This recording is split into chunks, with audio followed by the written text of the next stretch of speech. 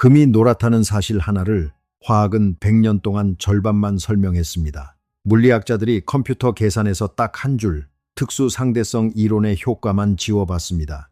그러자 금이 사라졌습니다. 계산 속에 남은 것은 은빛에 가깝고 잘 반응하는 평범한 금속이었죠. 여러분 손가락 위에 그 따뜻한 노란빛은 금속의 성질이 아니라 속도의 결과입니다. 금 원자 안쪽 전자는 초속 15만 킬로미터가 넘는 속도로 돕니다. 빛의 절반이 넘는 속도요. 오늘 파인만의 길에서는 반지 하나만 붙잡고 그 안으로 들어가 보겠습니다. 색이 먼저고 무게가 그 다음이고 마지막에는 이 금속이 태어난 장소까지 갑니다. 오늘의 주인공은 처음부터 끝까지 하나입니다. 금 한 조각. 반지가 없으셔도 괜찮습니다. 지금 쥐고 계신 휴대전화 안에도 금은 들어있으니까요. 우리는 이 작은 덩어리에 질문 5개를 차례로 던질 겁니다. 그 전에 조금 불편한 이야기를 하나 하겠습니다. 여러분은 금의 성질을 이미 다 알고 계시죠? 무겁다, 반짝인다, 부드럽다, 녹슬지 않는다. 그런데 이건 금을 아는 게 아니라 금의 이름표를 4개 붙인 겁니다. 이름표는 창문이 아닙니다. 창문처럼 보이게 색칠해 놓은 벽이죠. 이름을 아는 것과 작동을 이해하는 것. 이 둘의 거리가 오늘 우리가 걸어갈 거리입니다. 그런데 이 이야기를 시작하기 전에 오래된 실패 하나를 마음 한구석에 담아두고 가셨으면 합니다.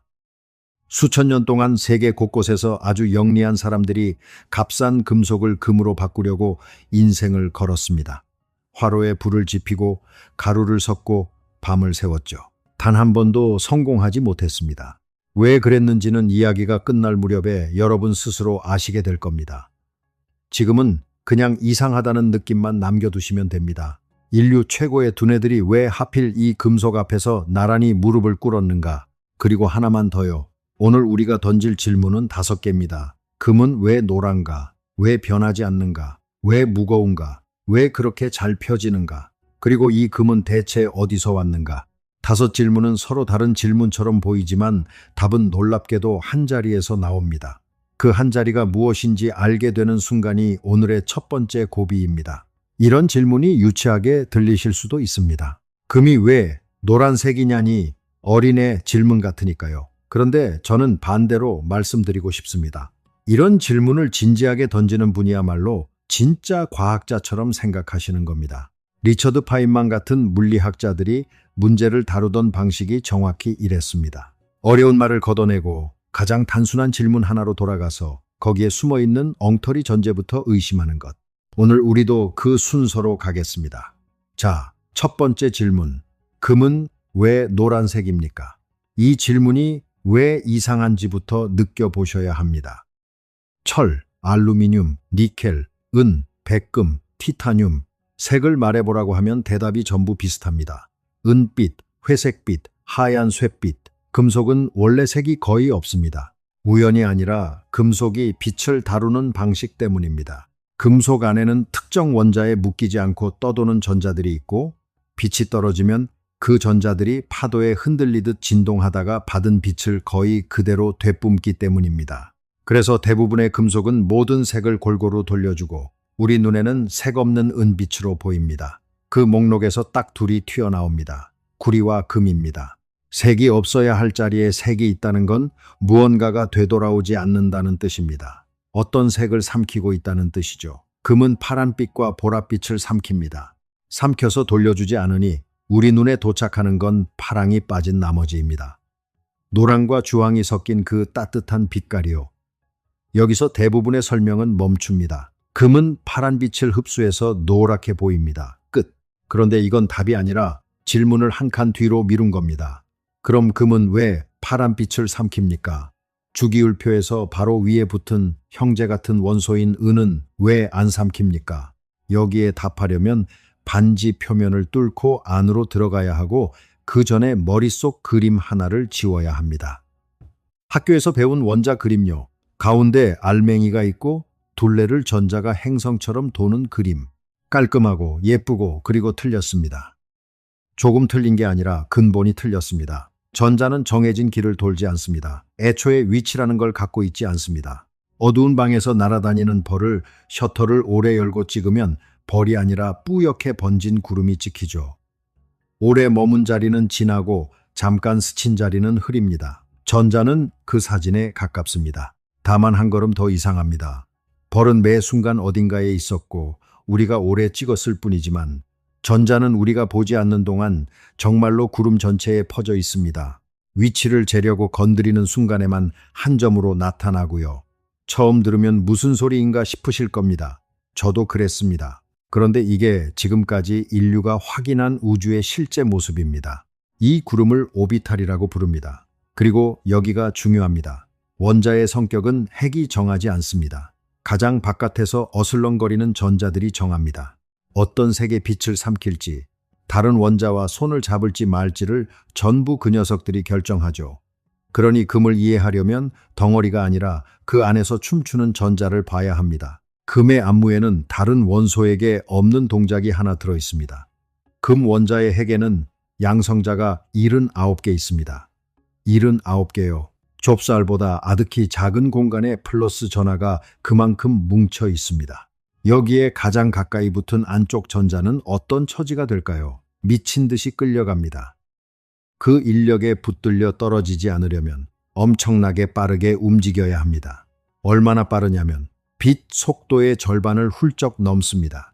초속 15만 킬로미터 이상, 1초에 지구를 3바퀴 반 도는 속도로 지금 여러분 손가락 위에서 전자가 돌고 있는 겁니다. 바로 여기서 아인슈타인이 들어옵니다. 특수 상대성 이론은 무언가가 빛 속도에 가까워질수록 움직이게 만들기가 점점 어려워진다고 말합니다. 흔히 질량이 늘어난다고 표현하죠.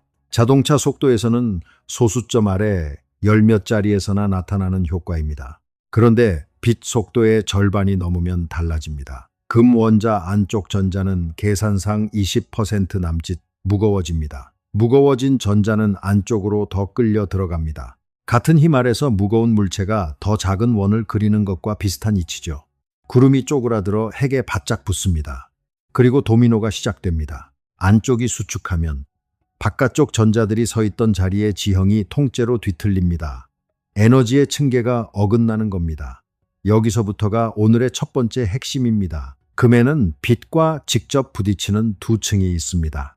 바깥에서 자유롭게 떠도는 층과 그 바로 아래에 자리 잡은 층입니다. 상대성 효과가 없다면 두 층 사이가 넓고 간격이 넓으면 그 사이를 건너뛰는데 눈에 보이지도 않는 자외선이 필요합니다. 눈에 보이는 빛은 흡수되지 않고 전부 되돌아오죠. 은이 정확히 그렇습니다. 은의 양성자는 47개, 금보다 32개 적습니다. 안쪽 전자가 훨씬 느리게 돌고 상대성 효과는 미미하고 층계는 넓게 남습니다. 그래서 은은 하얗습니다.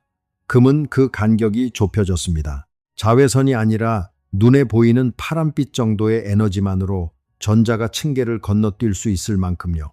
파장으로 치면 500나노미터 언저리입니다. 그래서 파란 빛은 흡수되어 돌아오지 않고 남은 빛만 우리 눈에 도착합니다. 금색은 안료가 아니라 잃어버린 파란색의 자리입니다. 이 계산을 정밀하게 밀어붙인 분야를 상대론적 양자화학이라고 부릅니다. 핀란드의 이론화학자 페카 출출를 비롯한 연구자들이 수십 년에 걸쳐 다듬어 왔죠. 이들이 한 일이 앞서 말씀드린 그 실험입니다. 계산식에서 상대성 효과를 켰다 껐다 해본 겁니다. 켜면 금이 나오고 끄면 은빛 금속이 나옵니다. 같은 원자, 같은 79개의 양성자인데 말이죠. 그러니 이건 비유가 아닙니다.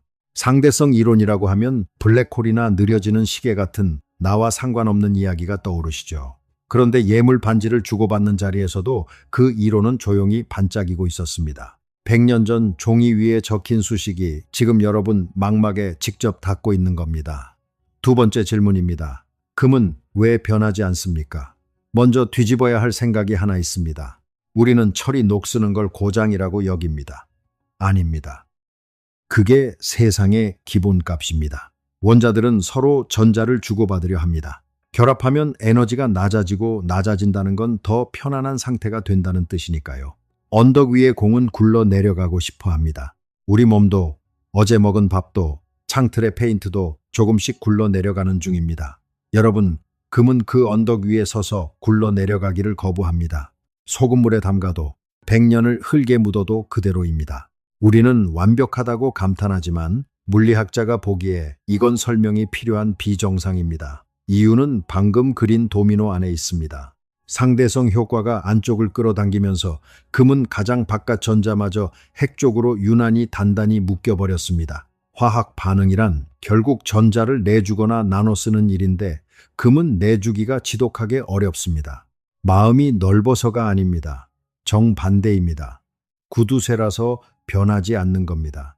여기서 오늘의 비유를 하나 꺼내겠습니다. 저는 금 원자를 스스로 잠긴 금고라고 부르겠습니다. 바깥에서 자물쇠를 채운 사람이 없습니다. 안쪽이 너무 빠르게 돌아가는 바람에 문이 안으로 빨려 들어가 저절로 닫혀버린 금고입니다. 산소가 두드려도 물이 두드려도 열리지 않습니다. 금은 아무와도 결합하지 않았기에 수만 년 전 어느 조상이 강바닥에서 반짝이는 알갱이를 그냥 주울 수 있었습니다. 철이나 알루미늄은 자연에서 광석으로만 존재하는데 말이죠. 인류가 가장 먼저 알아본 금속이 하필 금이었던 건 취향이 아니라 화학의 문제였습니다. 그런데 이 금고에도 열쇠가 딱 하나 있습니다. 왕수, 왕들의 물이라는 이름이 붙은 액체죠. 두 종류의 강한 산을 섞어 만드는데 혼자서는 어느 쪽도 금을 건드리지 못합니다. 열쇠공 두 사람이 동시에 와야 열리는 자물쇠인 셈입니다. 1940년 봄 코펜하겐의 한 연구소에서 화학자 게오르크드 헤베시는 동료들이 맡겨둔 노벨상 메달 2개를 이 왕수에 녹여 선반에 올려두었습니다. 연구소를 뒤진 사람들은 그 노란 병을 그냥 지나쳤고 전쟁이 끝난 뒤 그 용액에서 금은 다시 걸러져 메달로 돌아왔습니다. 여기서 챙겨갈 것은 물리입니다. 금은 녹아도 사라지지 않았습니다. 잠시 흩어져 있었을 뿐이고 조건이 바뀌자 다시 모였습니다. 금고는 부서진 게 아니라 잠깐 열렸던 겁니다. 세 번째 질문입니다. 금은 왜 이렇게 무겁습니까? 혹시 금부치가 가까이 있으시면 잠깐 손바닥에 올려보셔도 좋겠습니다. 작은 금부치 하나만 손바닥에 올려봐도 눈이 예상한 무게와 손이 느끼는 무게가 다릅니다. 금은 같은 부피의 철보다 2배 넘게 무겁습니다. 영화 속 도둑들은 금괴를 한 알을 안고 달리지만 실제로는 두어 개만 들어도 걷기가 어렵습니다. 은행에서 쓰는 표준 금괴 하나가 12kg이 넘으니까요. 이유는 두 겹입니다.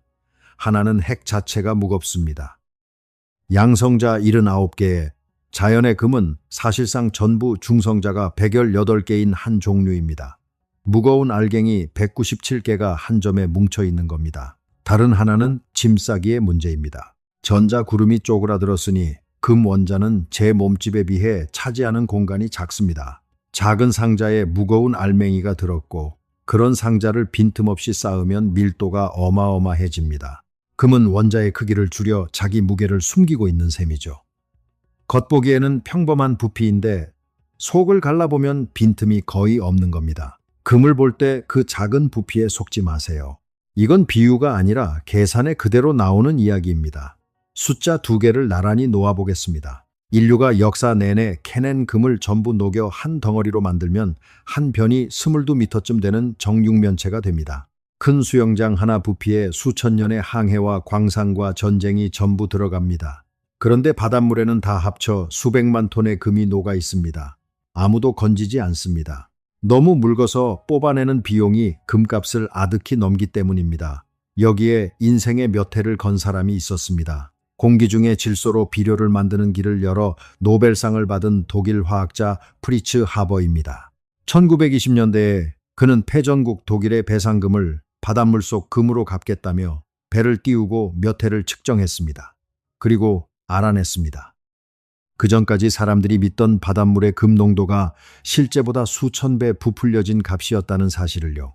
당대 최고의 화학자가 화학으로는 넘을 수 없는 벽 앞에서 손을 든 겁니다. 이 실패를 기억해 두세요. 조금 뒤에 훨씬 오래된 실패 하나와 나란히 놓아볼 생각이거든요. 네 번째 질문입니다. 금은 왜 그렇게 잘 펴집니까? 콩알만 한 1g의 금을 장인이 두드리면 방 한 칸 바닥을 덮을 금박이 나옵니다. 두께가 원자 몇백 개를 겹친 정도, 머리카락보다 수백 배 얇죠. 이렇게 얇아지면 빛을 일부 통과시키는데 통과한 빛은 노란색이 아니라 푸르스름한 초록빛입니다. 같은 금인데 두께 하나로 다른 얼굴을 보여주는 겁니다. 이유는 다시 전자입니다.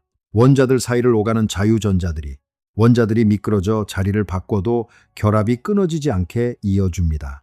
유리는 두드리면 깨지고 금은 두드리면 모양을 바꿉니다. 그런데 이 성질에서 훨씬 큰 이야기가 갈라져 나옵니다. 1909년 맨체스터 대학의 한스 가이거와 어니스트 마스드는 아주 얇은 금박에 알파 입자를 쏘는 실험을 했습니다. 왜 하필 금박이었을까요? 잘 펴지는 성질과 표면이 흐려지지 않는 성질을 동시에 갖춘 금속이 금뿐이어서 그 시절 만들 수 있는 가장 얇고 균일한 금속막이 금박이었기 때문입니다. 당시 사람들은 원자가 푸딩처럼 물렁하게 퍼진 덩어리라고 믿었습니다. 그렇다면 알파 입자는 전부 그대로 뚫고 지나가야 합니다. 대부분은 그랬습니다. 그런데 아주 가끔 수천 번에 한 번쯤 입자가 거의 왔던 방향으로 튕겨 나왔습니다. 그리고 1911년 러더퍼드는 그 튕김을 설명할 수 있는 유일한 그림을 내놓습니다. 원자의 질량과 플러스 전하가 한가운데 아주 작은 점에 몰려 있다는 그림, 즉 원자핵입니다. 한번 음미해 보세요. 오늘 우리가 내내 이야기하고 있는 원자핵이라는 개념 자체가 금이 잘 펴진다는 성질 덕분에 발견됐습니다. 금은 자기 비밀을 푸는 열쇠를 스스로 쥐어준 셈입니다. 잠깐 아주 구체적인 물건 하나를 예로 들어보겠습니다. 1922년 이집트 왕가의 계곡에서 발굴된 투탕카멘의 황금 마스크입니다. 3300년쯤 땅속에 있었고 무게는 10kg이 넘습니다. 그리고 꺼냈을 때 그것은 어제 닦아놓은 물건처럼 빛났습니다. 같은 무덤에서 나온 다른 금속 물건들은 부식되어 형체가 흐려졌는데 말이죠. 3300년이라는 시간은 인간에게는 아득하지만 금원자에게는 아무 일도 일어나지 않은 시간입니다. 문명이 몇 번 무너지고 언어가 몇 번 바뀌는 동안 그 마스크의 전자들은 자기 자리에서 한 발짝도 나가지 않았습니다. 그런데 여기서 재미있는 역설이 하나 있습니다. 그렇게 잘 변하지 않는 금인데 정작 반지로 쓰려면 순금 그대로는 곤란합니다. 너무 무르기 때문입니다. 순금 반지는 손톱으로도 자국이 날 만큼 부드러워서 일상에서 며칠만 끼고 다녀도 모양이 상합니다. 그래서 우리는 금의 다른 금속을 조금 섞습니다. 우리가 말하는 18금이라는 것은 금이 4분의 3쯤 들어있다는 뜻이고 나머지는 은이나 구리 같은 금속이죠. 구리를 더 넣으면 붉은기가 돌고 은이나 팔라철 쪽으로 가면 흰빛이 돕니다. 색을 바꾸는 것도 결국 어떤 전자를 섞느냐의 문제입니다. 여러분도 아마 14금이나 18금이라는 표시를 보신 적 있으실 겁니다. 그러니까 우리는 금액에서 두 가지를 동시에 원하고 있는 셈입니다. 변하지 않기를 바라면서 동시에 우리 손에 맞게 단단하기를 바랍니다. 자연은 그 두 가지를 한 원소에 다 담아주지 않았고 인간은 섞는 방법으로 그 사이를 메웠습니다. 저는 이 대목이 인간과 물질의 관계를 잘 보여준다고 생각합니다. 우리는 자연을 바꾸지 못할 때 자연이 이미 만들어 둔 것들을 조합해서 그 틈을 메웁니다. 사실 저는 이 이야기를 준비하면서 조금 이상한 기분이 들었습니다. 금에 대해 안다고 생각했던 것들이 거의 전부 이름표였다는 걸 확인하는 과정이었거든요. 무겁다, 반짝인다, 변하지 않는다. 이 세 마디를 전부 하나의 원인으로 되돌려 놓고 보니 금이라는 물질이 갑자기 낯설어졌습니다. 익숙한 것이 낯설어지는 순간 저는 그게 이해가 시작되는 신호라고 생각합니다. 여기서 잠깐 숨을 고르고 우리가 아직 건드리지 않은 단어 하나를 짚고 가겠습니다. 반짝임입니다. 우리는 금이 반짝인다고 말하면서 그냥 예쁘다는 뜻으로 씁니다. 그런데 빛이 금 표면에 부딪히는 순간 물리적으로는 무슨 일이 벌어질까요? 여러분, 빛은 전자기파, 그러니까 파동입니다. 이 파동이 금속 표면의 자유전자들과 만나면 전자들이 그 리듬에 맞춰 위아래로 흔들립니다. 그리고 흔들리는 전자는 다시 빛을 내놓습니다. 방금 받은 그 빛을 거의 그대로요.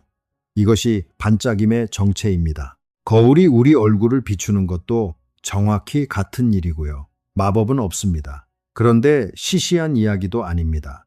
다가오는 파동 하나에 수십억 개의 전자가 지휘자도 없이 박자를 맞춰 응답하고 그 빛을 통째로 되돌려 보내는 집단 행동이니까요. 다만 금에서는 그 합창에서 파란 음 하나가 빠집니다. 그래서 우리가 보는 것은 파랑이 빠진 합창입니다. 자, 여기서 아주 자연스럽게 한층 더 깊은 질문이 머리를 스칩니다. 상대성 효과가 금에게만 장난을 쳤을까요? 아닙니다. 바로 옆집에 사는 원소 하나에게도 똑같은 장난을 쳤습니다. 수은입니다. 온도계 안에서 은빛으로 찰랑거리던 그 액체 금속요. 세상에 금속은 많습니다. 그런데 왜 수은만 상온에서 액체일까요? 철도, 구리도, 금도, 은도 전부 단단한 고체인데 말이죠. 학교에서는 그냥 원래 그런 성질이라고 배우고 넘어갑니다. 이름표죠. 실제 이유는 이렇습니다. 수은의 핵에는 양성자가 80개 있습니다. 금보다 딱 하나 많습니다. 그래서 수은에서도 안쪽 전자는 어마어마한 속도로 돌고 바깥 전자는 핵 쪽으로 바짝 당겨져 자기 원자 안에 갇혀버립니다. 금속이 단단한 이유는 원자들이 바깥 전자를 서로 공유하면서 손을 맞잡기 때문인데 수은 원자에게는 내밀 손이 없는 겁니다. 그래서 서로 헐겁게 기대어 있다가 조금만 따뜻해져도 미끄러집니다. 온도계를 볼 때조차 우리는 아인슈타인의 물리학을 보고 있었던 셈입니다. 이걸 한번 가만히 음미해 보세요. 같은 원리가 한 원소에게는 노란색을 주고 바로 옆 원소에게는 액체 상태를 줍니다.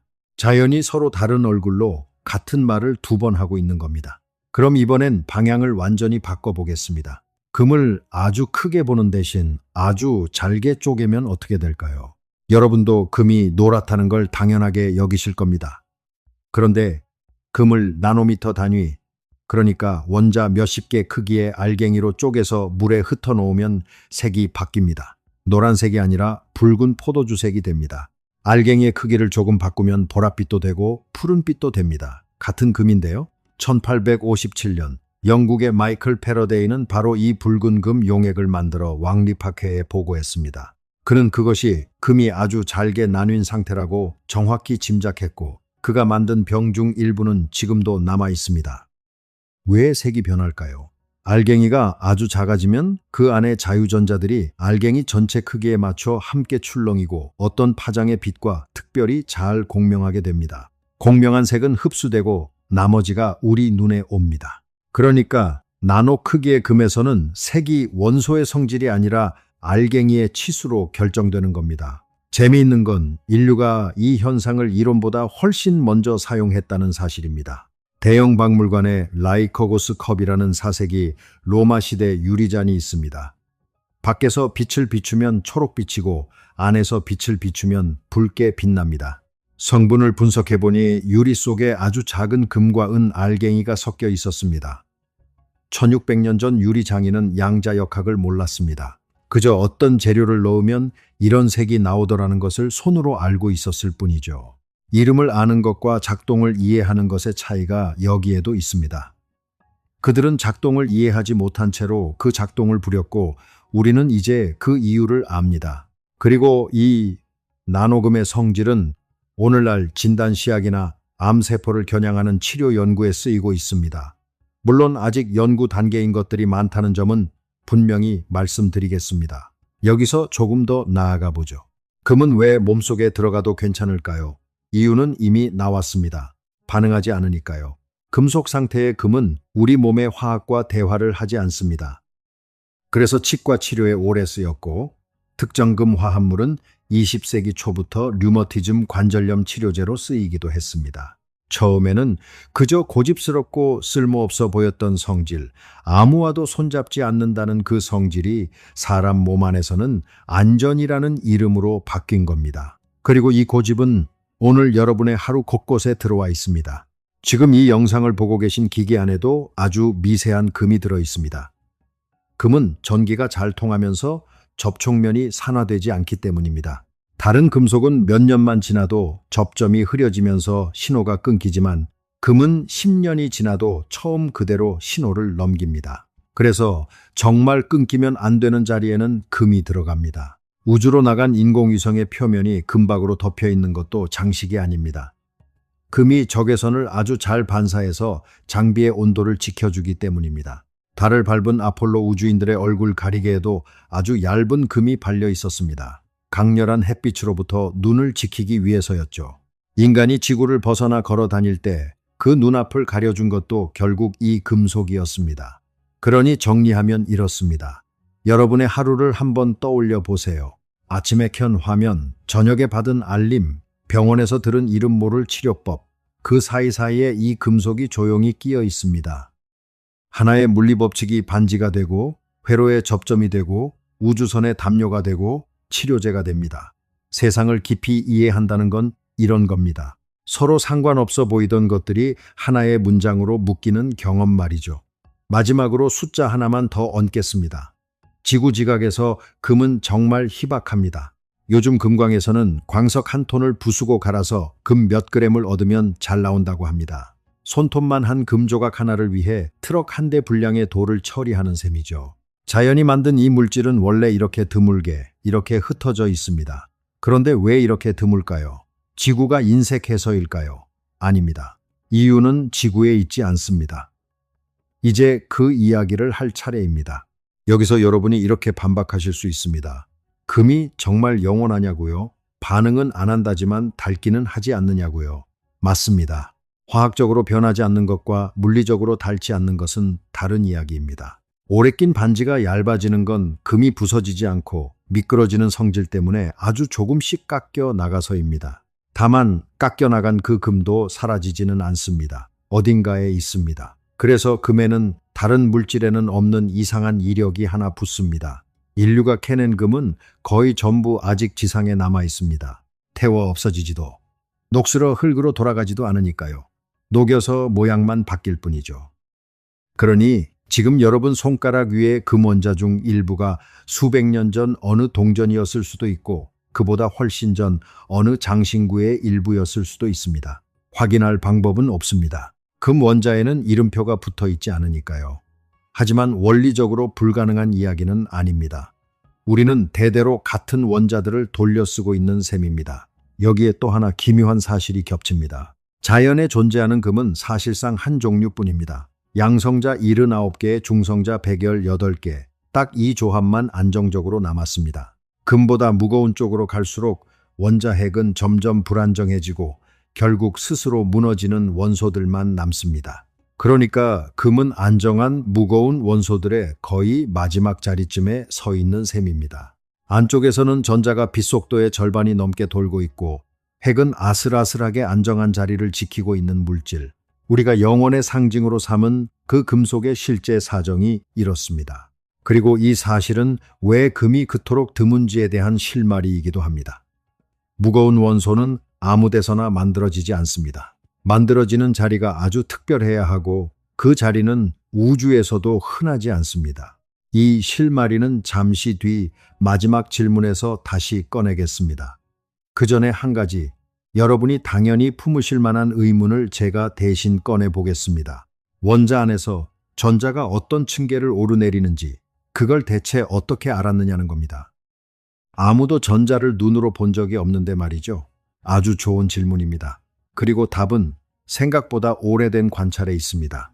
1814년 독일의 요제프 폰 프라운호퍼는 햇빛을 프리즘에 통과시켜 무지개로 펼친 뒤 그 안에서 검은 세로줄들을 발견했습니다. 무지개에 빠진 이가 있었던 겁니다. 몇십 년 뒤 사람들은 그 검은 줄이 특정 원소가 특정 색의 빛만 골라 삼킨 자국이라는 것을 알아냈습니다. 원소마다 삼키는 색이 다르고 그 무늬는 지문처럼 고유합니다. 그러니까 우리는 원자를 보지 않고도 원자가 빛에 남긴 자국을 읽어 그 안에 층계 간격을 잽니다. 금이 파란 빛을 삼킨다는 오늘의 이야기도 결국 이 방식으로 확인된 것이고요. 여러분이 여기서 하나 담아두셨으면 하는 것이 있습니다. 과학은 무언가를 직접 보지 못해도 그것이 남긴 흔적을 정확하게 잴 수 있습니다.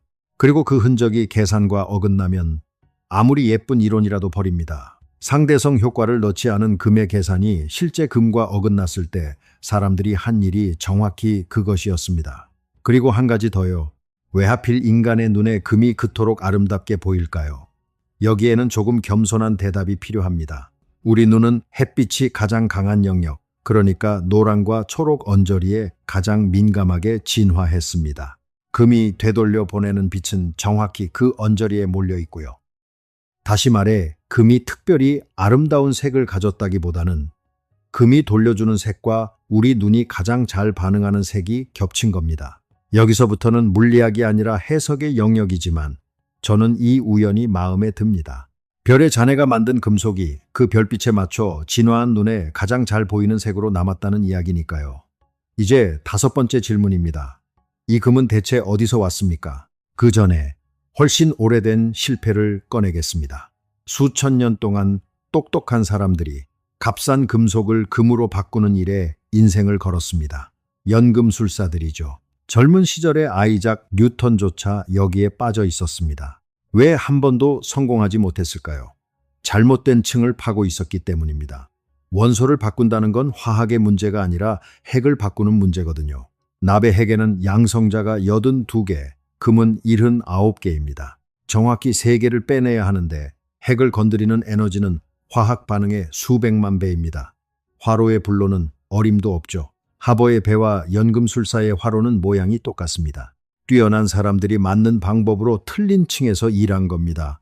오늘은 가능합니다. 1980년 미국 버클리의 글렌 시보그 연구팀이 가속기에서 비스무트 원자핵을 충돌시켜 극미량의 금을 만들어냈으니까요. 다만 그 금 몇 개의 값은 실제 금값과 비교조차 되지 않습니다. 그럼 우주는 어디서 만들었을까요? 태양 같은 별 안에서는 수소가 헬륨으로 융합되며 에너지가 풀려 나옵니다. 지금 창밖의 햇빛도 그 부스러기죠. 더 무거운 별에서는 헬륨이 탄소로, 탄소가 산소로 주기율표를 따라 점점 무거운 원소가 만들어집니다. 그런데 철에서 벽이 나타납니다. 철보다 무거운 원소를 만들려면 에너지가 나오는 게 아니라 들어가야 하거든요. 믿지는 장사죠. 그래서 별은 철 앞에서 멈추고 연료가 끊긴 별은 자기 무게에 무너지며 초신성 폭발을 일으킵니다. 그런데 초신성만으로는 우주에 있는 금의 양이 설명되지 않았습니다. 금을 대량으로 빚으려면 상상을 넘는 밀도와 온도, 그리고 어마어마한 양의 중성자가 한꺼번에 필요하거든요. 그런 자리가 있습니다.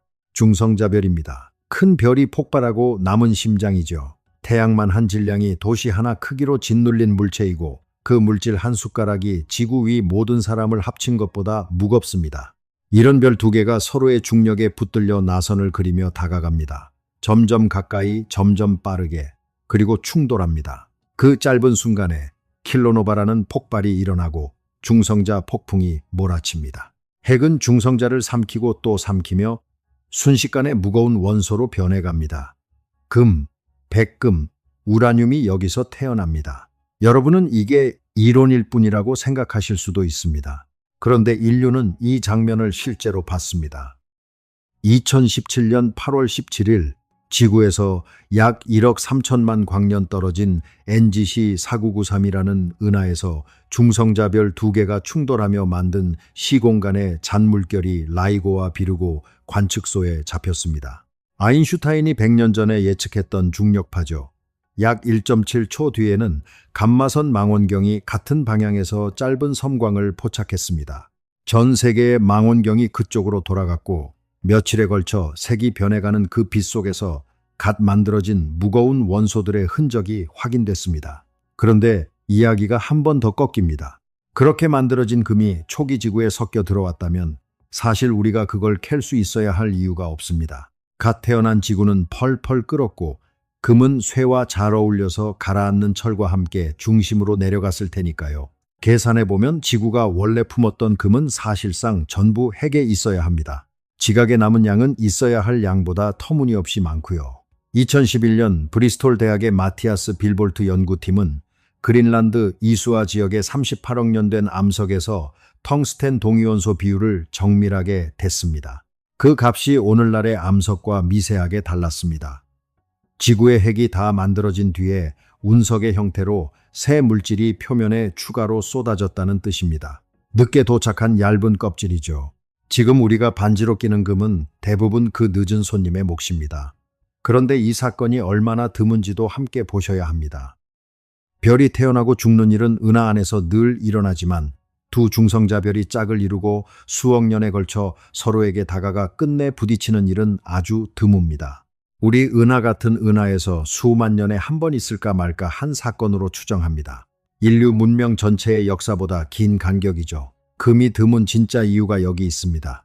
지구가 인색해서가 아닙니다. 금을 만드는 사건 자체가 우주에서 드물기 때문입니다. 이걸 알고 나면 금값이라는 말이 조금 다르게 들립니다. 우리가 시장에서 매기는 값은 채굴 비용과 수요의 값이지만 그 뒤에는 우주가 이 원소를 얼마나 아껴 만들었는가 하는 훨씬 오래된 셈이 깔려 있는 겁니다. 정리해보면 이렇습니다. 별들의 잔해가 충돌하며 금을 빚었고 그 원소는 캄캄한 우주를 아주 오래 떠돌다 태양계가 만들어지던 먼지 구름에 섞였고 펄펄 끓던 초기 지구에서 대부분은 중심으로 가라앉았고 그 뒤 하늘에서 다시 떨어진 목만 지각에 남았고 인간이 그 땅을 파내 불에 녹이고 망치로 두드려 반지로 만들었고 지금 여러분 손 위에 있습니다.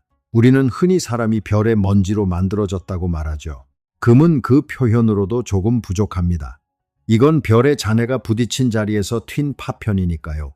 사랑을 약속할 때 건네는 그 작은 고리 안에 우주에서 가장 격렬한 사건의 기억이 조용히 들어있는 겁니다. 저는 이 대목을 생각할 때마다 조금 이상한 기분이 듭니다. 기묘하고 그런데 아름다운 역설이죠. 여기서 시점이 크게 뒤집힙니다. 우리는 인류가 금을 선택했다고 믿어왔습니다. 흔히 희귀해서 비싸다고 하죠. 절반만 맞습니다. 희귀함은 가격을 설명하지 선택을 설명하지 못합니다. 백금은 더 희귀하고 오스뮴은 밀도가 더 높고 이리듐은 더 단단하니까요. 서로 만난 적 없는 잉카와 이집트와 중국이 같은 금속을 고른 이유는 금이 조건들 사이에 아슬아슬한 균형점에 놓여 있기 때문입니다. 너무 단단하면 두드려 모양을 낼 수 없고 너무 잘 반응하면 손 안에서 흐려지고 너무 흔하면 값을 가질 수 없죠. 그 균형은 전부 전자구조에서 나왔고 전자구조는 양자역학과 상대성 이론에서 나왔습니다. 그러니까 문명이 금을 고른 게 아닙니다. 물리학이 먼저 금을 그렇게 만들어 놓았고 인류는 그 앞에서 멈춰 섰을 뿐입니다. 이제 고백할 것이 하나 있습니다. 저는 금이 왜 노란지, 왜 변하지 않는지, 왜 무거운지, 어디서 왔는지를 전부 설명해 드렸습니다. 계산과도 관측과도 맞는 이야기입니다.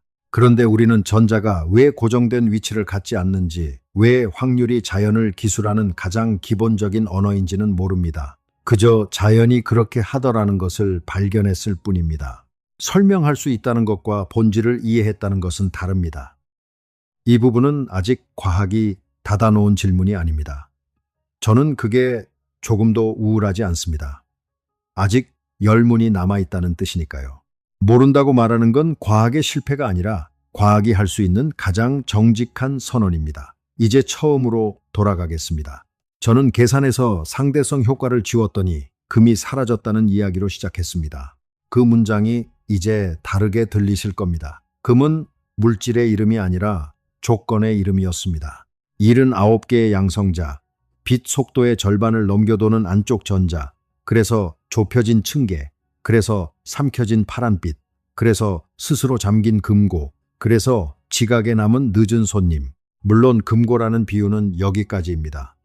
금고에는 만든 사람과 잠근 사람이 있지만 금 원자에는 아무도 없습니다. 설계자도 의도도 없이 79이라는 숫자가 있었고 그 숫자가 부른 속도가 있었고 그 속도가 남긴 색이 있었을 뿐입니다. 여러분, 숫자는 다 잊으셔도 좋습니다. 다만 하나만 남기고 싶습니다. 어떤 질문이든 충분히 깊게 파고들면 결국 가장 깊은 곳과 맞닿는다는 것. 금은 왜 노란색이냐는 아이의 질문 하나가 오늘 우리를 원자 안쪽으로 그린란드의 38억 년 된 돌로 1억 3천만 광년 밖의 충돌로 데려갔습니다. 이제 다시 그 금부치를 내려다 보시죠. 여러분 손 위에 있든 서랍 속에 있든 상관없습니다. 어제와 똑같은 물건입니다. 질량도 그대로고 쪼그라든 전자구름도 그대로입니다.